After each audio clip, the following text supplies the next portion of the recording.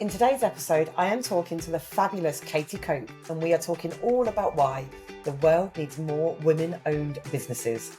Katie shares with us some fascinating facts about female founders, highlighting the positive contributions they make to both society and the world, and giving us all a well-needed reminder of just what rock stars we are for running our own business. We also chat about our views on the way that women are represented by the media and how we are trying to raise our children to create a more equal future. So let me tell you a little bit more about Katie and her journey as a female founder. In 2019, at 7 months pregnant, she was made redundant from full-time employment. At that moment, she had three options: crawl into bed, pull the covers over her head and wait for everything to blow over; get another job, which at the time she was working in the events industry and felt that no one would hire someone who hadn't seen her feet for the last 3 months; or her wildcard option, start a business. 5 years later, Katie is the founder of Keppel Leopard Creative, a branding agency located in Greater Manchester, working exclusively with female founders. She loves helping her clients take the millions of ideas they have for their business and help them create a focused and engaging brand that increases their income and visibility. She's a parent level 2, pet owner 1.5, and recently diagnosed with ADHD. If you are a business owner who needs a reminder of how badass you are, or you're a woman who has ever thought about running a business, then tune in for some serious inspiration and motivation about how, as a woman, you can change the world. Before we dive in, I just want to say thank you so much for taking the time to tune in to Show Up and Be Heard, the podcast that exists to help women like you simplify your business and your life so that you can stop feeling so overwhelmed. I'm your host, Becky McAvoy, owner and founder of Be Heard Socials, and I am an award-winning social media marketer and an international speaker who specialises in content strategy and organic growth on social media. If you want to cut through the noise and BS and get practical, actionable advice tailored specifically to make social media marketing accessible and easy to understand, or if you want to be part of a supportive community where women entrepreneurs can feel connected and inspired to achieve their dreams, then keep listening, because you are in the right place. To be the first to find out when new episodes go live and to get more tips like the ones you hear in this podcast, make sure you join my email community through the link in the show notes. Right then, let's get started with this week's episode. Hi, Katie. Welcome to the podcast. How are you doing? Thank you. How are you? I am good, thank you. I am so pleased to have you here because I reached out to you about coming on the podcast after I saw you speak at Doing It for the Kids event, because I loved everything you said. So I'm really looking forward to our conversation today. But before I get overexcited and talk all about the things I want to talk to you about, do you want to introduce yourself a little bit? Maybe share a little bit about your story in terms of how your business came about? And how you became a business owner. Is it always something you wanted to do, or did it happen by accident? Yeah, tell me a bit about it kind of sort of happened by accident. So my background initially, when I graduated with a BA Hons in animation, so completely different from what I do now. And I graduated when the first recession hit, so no animation companies were hiring anybody. So I thought, instead, what's kind of the same? It wasn't the same. I went into events management, which is like a completely different pivot, in which I worked in the events industry for sort of 8 years, and I worked in a really big venue in the centre of Manchester, which they did political parties, they did big conferences, they did big gala dinners. I think the biggest seating was like 5,000 seats, which was insane. And then when I'd had my eldest son, I decided that potentially going into event management probably wasn't the best thing, because there are a lot of late nights, there's lots of times where I'd be on my own, and the main thought was, if somebody rang me and said, your son's sick, you need to come now, but I was in charge of an event, then I'd have to have that conversation with myself and go, which one are you going to go for? So I didn't want to ever be put in that position. And so going back to my kind of roots of being creative and animation and things, I kind of was like, I want to kind of go into that side of things, but I wasn't sort of confident enough to go, I want to go to like a graphics house or graphic design studio and work there, just because I was like, my skills aren't up to scratch yet. And so obviously the idea was that if I went into film and TV, I'm just faking all of the graphic design, so that should be absolutely fine. So I actually went in from events management to film and TV, and I worked on a TV production called Free Reign. I worked on the Christmas and the Valentine's Day specials, in which Christmas in July, trying to get all Christmas stuff in July was insane. Valentine's Day stuff, a little bit easier, but yeah, so it was all to do with horses, and we had to make lots of different things. We had to make tons of stuff. At one point, I was sewing, I sewed a belt for a horse so that it could practice with the balloon. That was one of my things. I had to do it in 2 hours. It's insane. So after that, I sort of went back into the events industry just because I was like, you know what, I know that place, I know and understand it, and I worked there for a little bit. And in that stage, I fell pregnant with my youngest son. And then at 7 months pregnant, I was actually made redundant from that company, in which I had no idea that I was going to be made redundant. I had 1 week's pay, 8 days holiday pay, no sick days, and that was it. It was done. And I kind of thought, well, I've got kind of sort of two options here. It's either the first option is just to go to bed and just wait for everything to blow over and just, it's absolutely fine. We'll work it out eventually.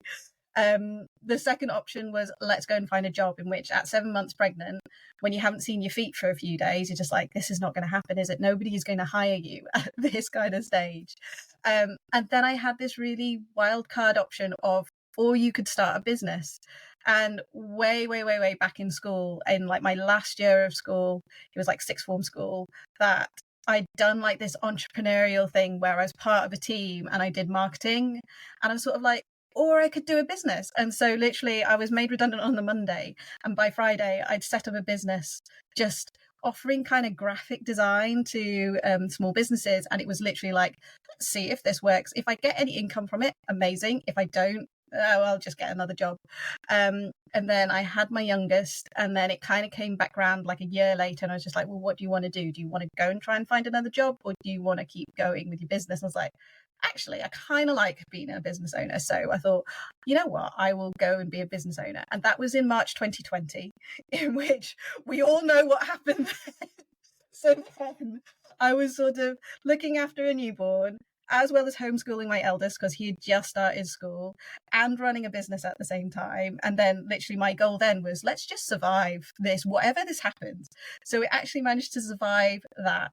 And during that time, I sort of was looking at going, well, what do I want to do? I don't particularly want to do full graphic design, because I was noticing from my clients that they're going, I want to be more visible. I want to have this. I want to have that.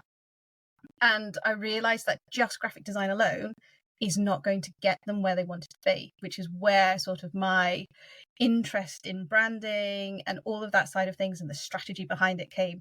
And so sort of through that, I sort of moved over to brand strategy and design.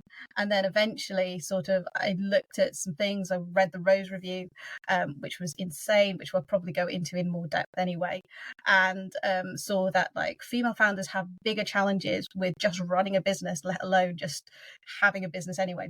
Running a business is hard. So female founders have a lot more challenges than even the male counterparts. And that's when I decided to pivot the entire business to go, you know what, I'm just going to specialize in female founding branding. And that's what I do. So predominantly I work with female founders. So yes, that's the story. I love all of that though, because I think one of the reasons I love asking this question, obviously you need to introduce yourself onto the podcast, but one of the reasons I love asking more about the story rather than what you do, because obviously like people listening will have heard your bio, is business owners, especially like women-owned businesses, it's just so varied, the things that they've done and the experience they've had. And even if they're prior employed life or whatever has had nothing to do with what they do now, it's all set them up to be, and we have to do so many things as businesses, don't we, that you almost need that, like you need all that varied experience to be able to do it.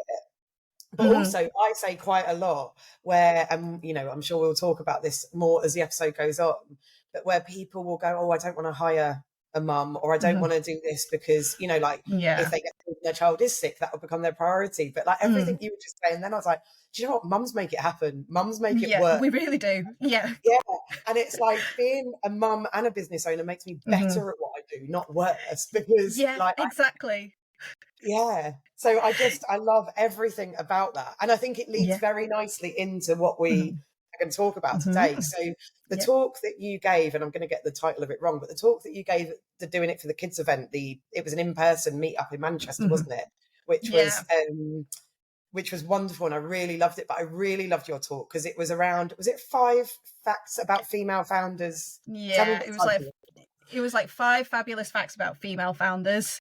So it was an insane title. And when I like wrote it, I was just like, this is an amazing title. And there's like, now you've got to say it. I was like, oh. Also, one of the things I really loved, and I think you said it at the time, was like so many of the facts that we hear around women-owned businesses or Mhm, just women in general kind mhm. of have like a negative angle on them. They And do. they're kind of like, oh, this is why it's harder for you. But yours took a Hmm. really positive spin on it.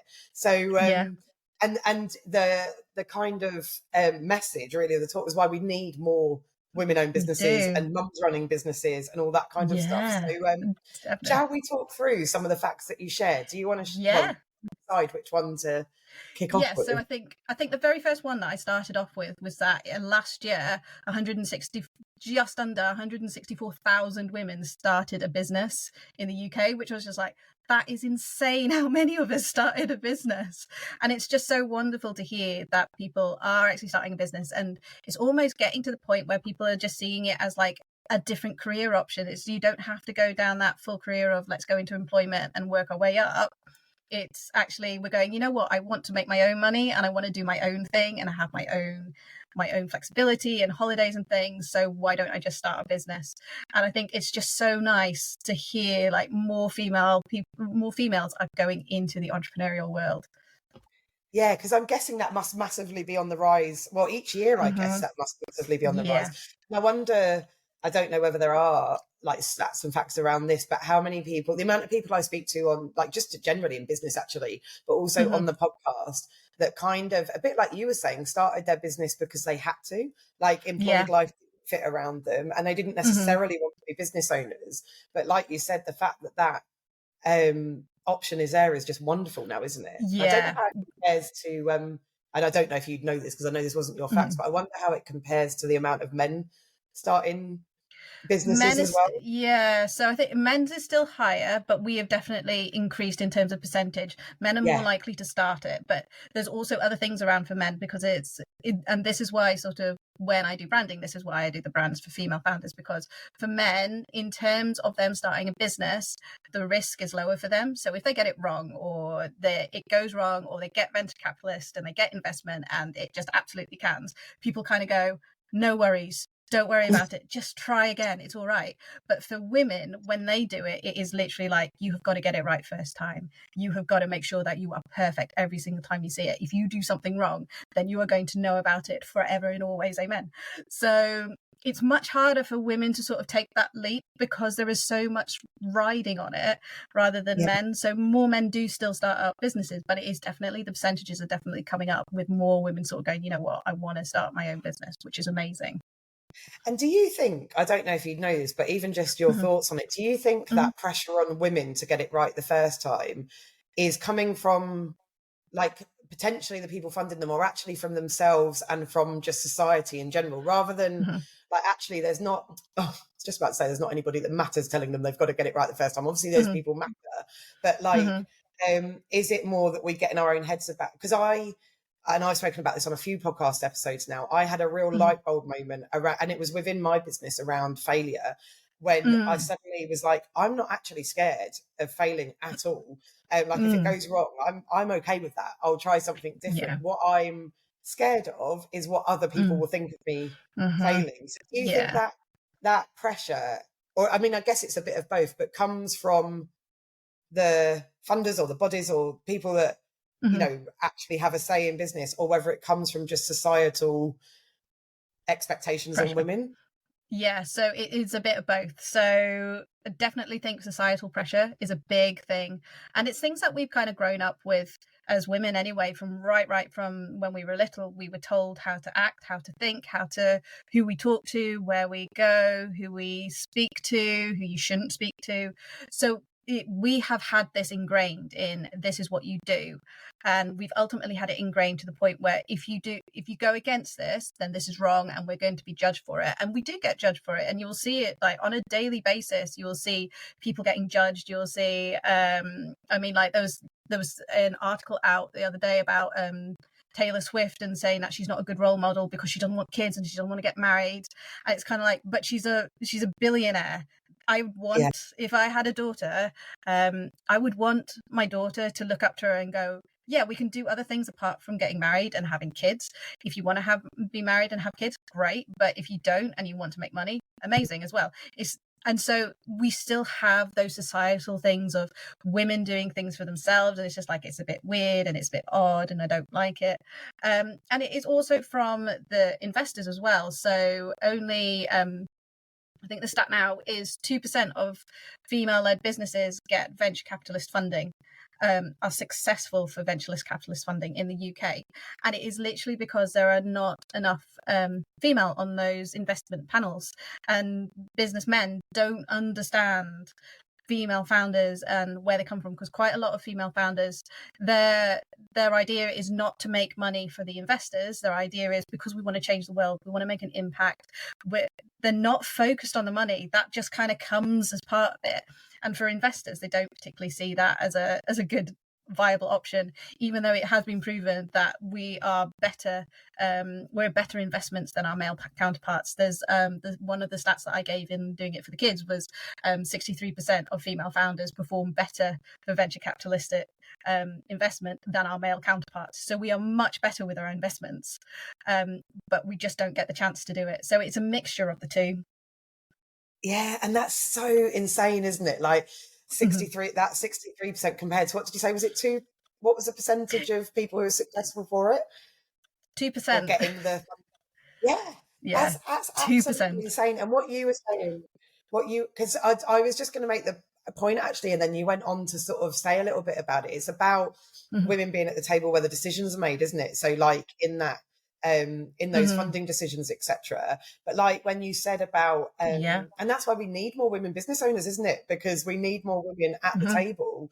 But you saying about Taylor Swift, because I saw that, and that drives me absolutely insane. And I am, like obviously so passionate about empowering mums, because I think it becomes harder when you're a mum, but also the stigma that's out there around childless women. Like literally yesterday I saw I can't think what his name is, but it was a Republican Party basically in America, and they basically had gone on Fox News or whatever news they'd gone on and said, we're at risk of letting the country be run by crazy cat ladies, and talking about Kamala Harris and like taking over from Biden.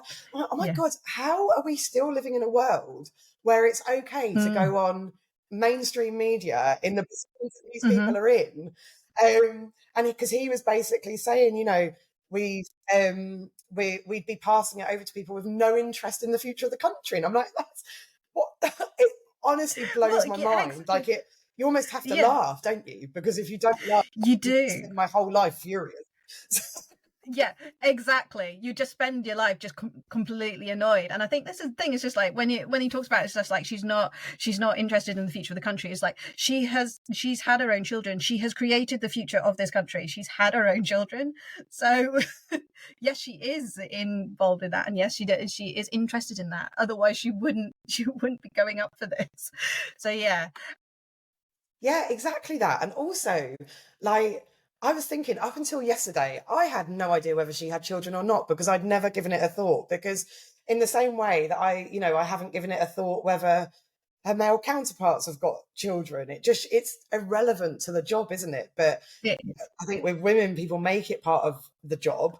And like you said about, Taylor Swift as well, I just find it wild that we still live in a world that's even okay to say. We do. And I think that's why it's so important that we have these conversations, why more women become business owners. It's why I'm really excited about have my own views on the current government, but that the cabinet has more women on it than there's ever been before. Because like you were saying earlier, we need to be at the table for these decisions, for the funding decisions, for the decisions that are made on our bodies, our lives, etc. So yeah, I mean, I could rant about that all day, but I will stop myself. Yeah, and this is the thing. And if you notice with like sort of some of the bigger artists out there, like Beyonce or Taylor Swift or Kamala Harris or any of the people, what you'll notice more often in the news is that it's normally talking about their kids, their looks, what rather than actually what they're saying and what they represent. It's all to Yeah, do with how they act, what they say, what they think, and that is a societal thing. Is that that's what we yeah, only focus on for women, and it needs to change definitely. But yeah. yeah, And I'm the same.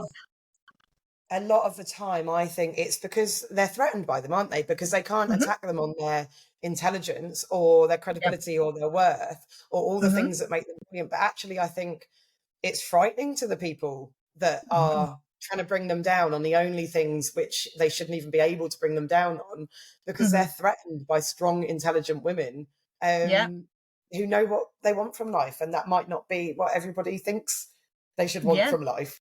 So exactly. yeah, absolutely, you're right. It needs to stop, and I think a way for that is, like you said, which is why that first fact you shared is so exciting, that more Mhm, women are mhm. stepping up and owning their place in what they want to do.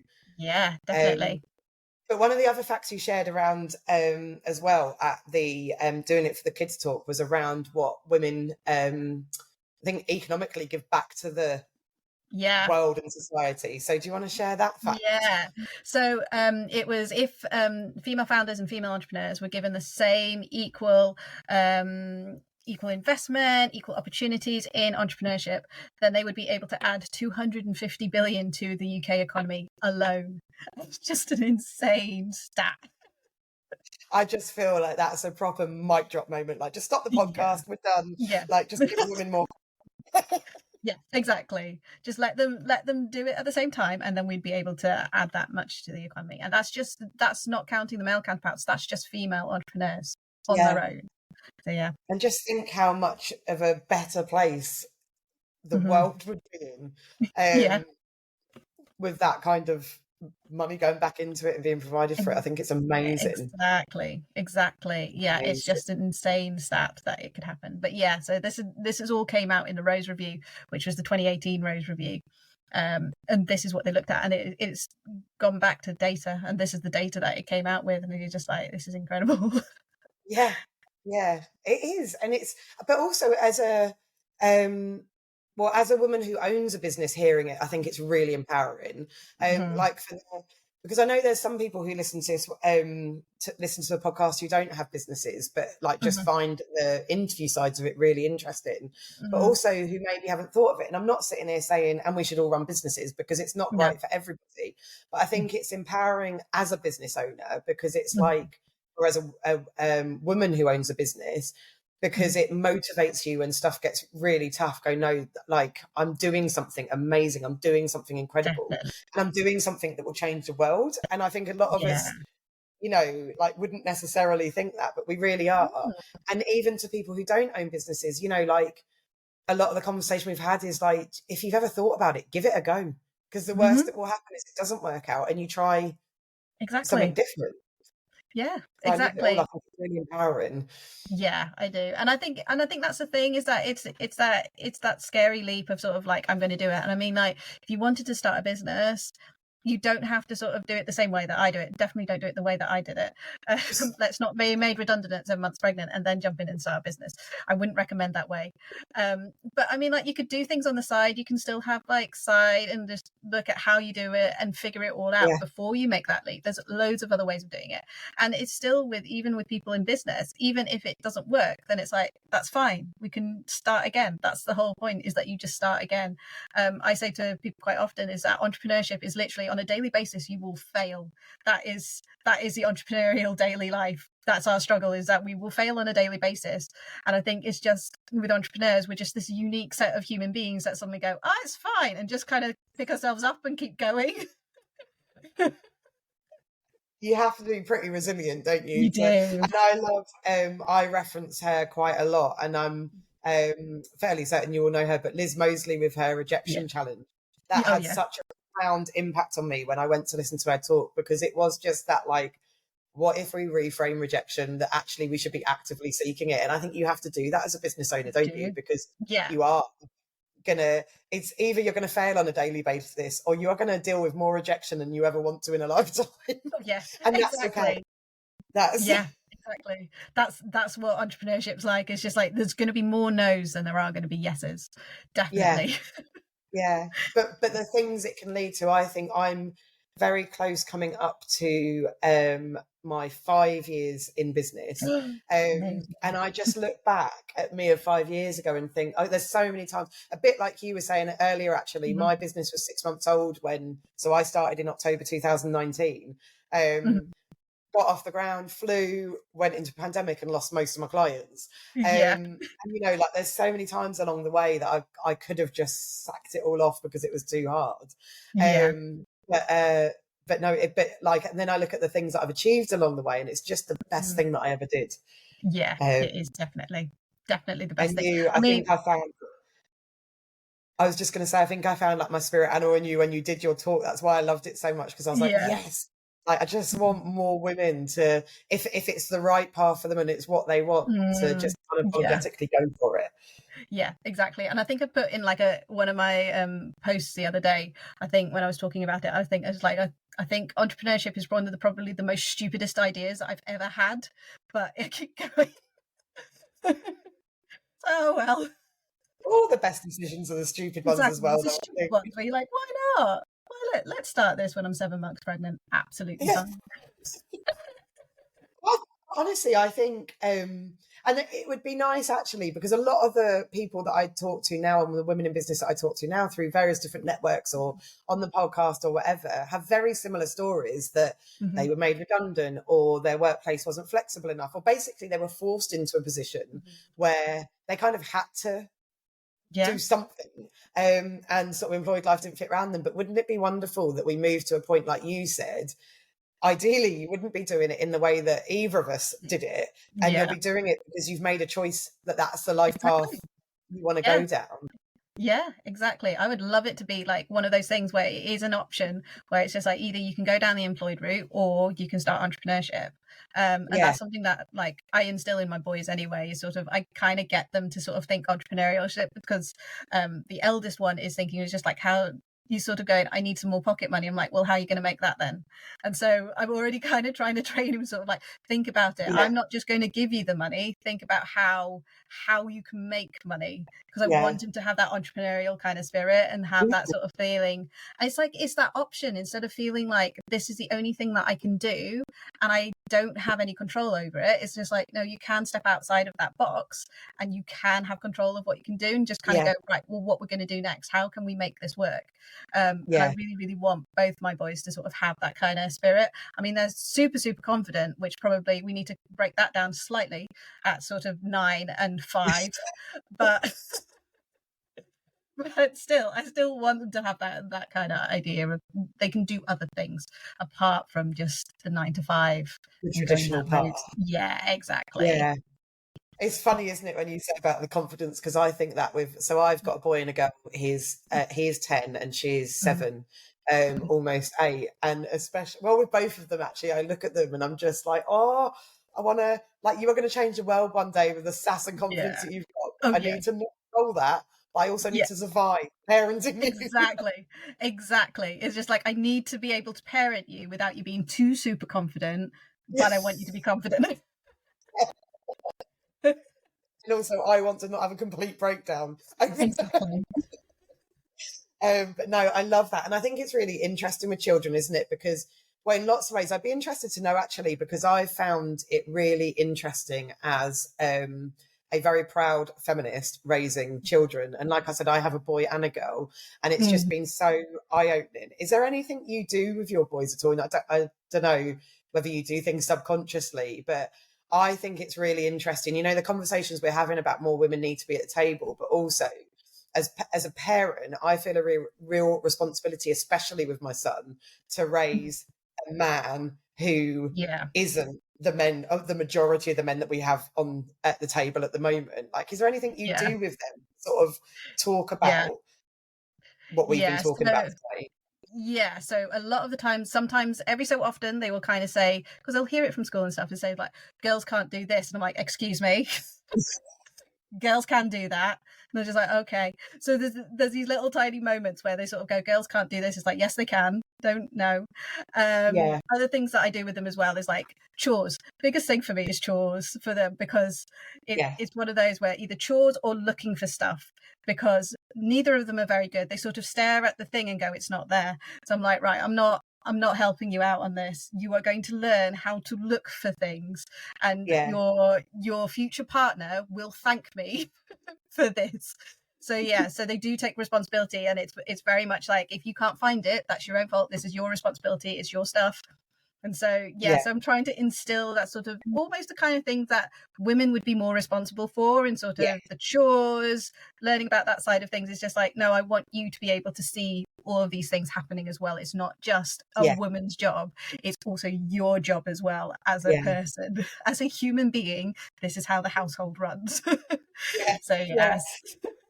Yeah, you're 100% right with that. And I think in the relationships that they see you have and whose role what bit Mhm. is, like me Yeah. and my husband very much share the responsibilities, and it's not based on, well, it's either based on who's better or likes doing something more or who's Mhm. available. So I think you're right. A lot Yeah. of it is just what they're seeing, isn't it? And calling Yeah. out like, quite casual comments. But I find it's been really interesting for me, and this is a whole different topic in itself, but really interesting for me as like somebody who wanted to raise particularly my son. Mhm. Um, as a feminist and as someone who understood all that, but how hard it is. And you realize even It more, is. don't you, how the world is set up um, Mhm. to make it really difficult to be able to do It that. is. It is so, so hard. And it comes from very subtle places. So it's like the clothes that they wear, all the slogans that they have on the t-shirts. I hate the kids Yeah, having slogans on t-shirts, because it's just like, that's not who they yeah, are, and that's not what I want them to be known as. So like when you look at it, and I mean, like, I have a niece, and sort of the difference of clothing between the two of them, you're just like, this is insane. This is absolute, and these are yeah, all little tiny micro things that is just bringing them up in the sort of the same way. And it's like, I don't want you to think that. So there's things like when they say it's just like pinks for a girl, I'm like, it's not, it's a color. So we have yeah. all of these kind of conversations around stuff. It's like, if you like pink, then that's fine. You can like pink. I love all of that. Honestly, it's just like it's a minefield, isn't it? All of it, like It navigating is. sort of being women-owned business, but also then yeah, when you throw parenting into the mix, Exactly. especially when you're raising boys, it can be really Mhm.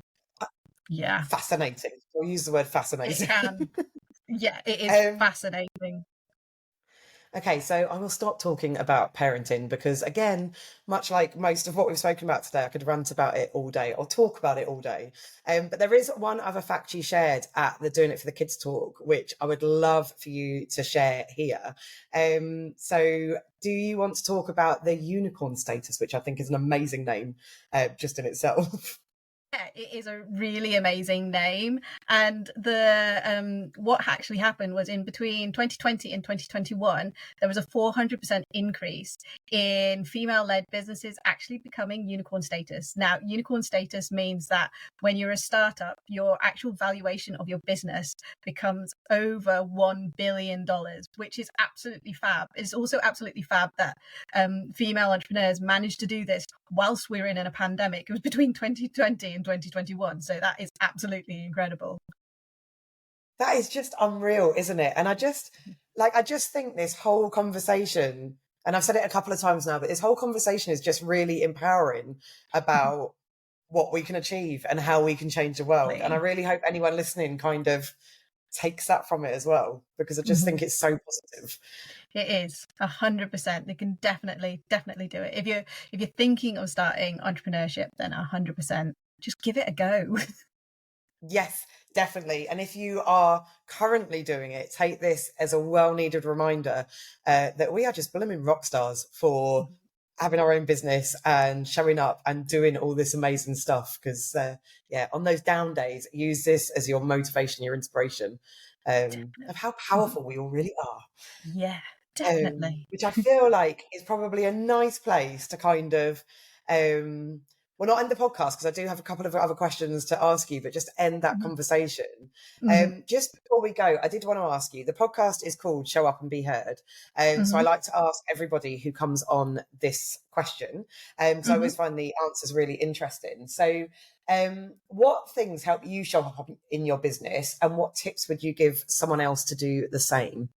Yeah, so my biggest tip is, which goes back to what I do in business, is to look at your branding, because your branding is a way of controlling the narrative. You are in charge of that narrative.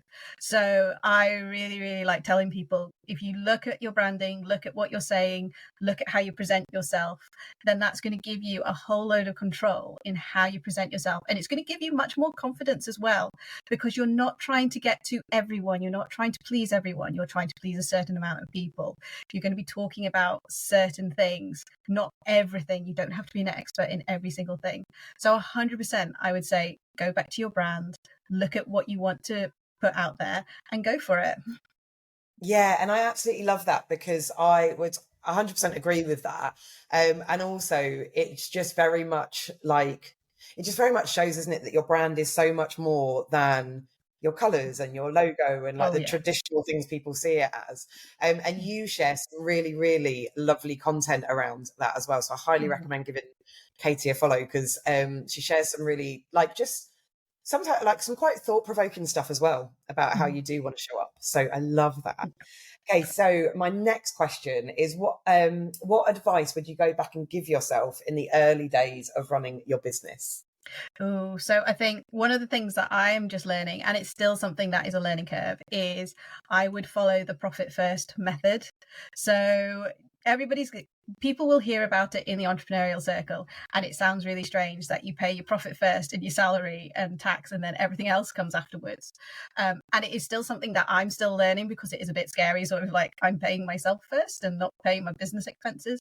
But it makes you think outside the box. It makes you think, do I actually need £1,000 worth of software to run everything, or can I cut it down? Can I put it in so that is much more, the expenses are much lower so that I can get more money? So I would definitely say that. The other thing that I'd probably say to myself is that businesses take time. You're not looking at sort of having the next day 1,000 people going to be like, yes, I'm going to buy your services. That's not how it works.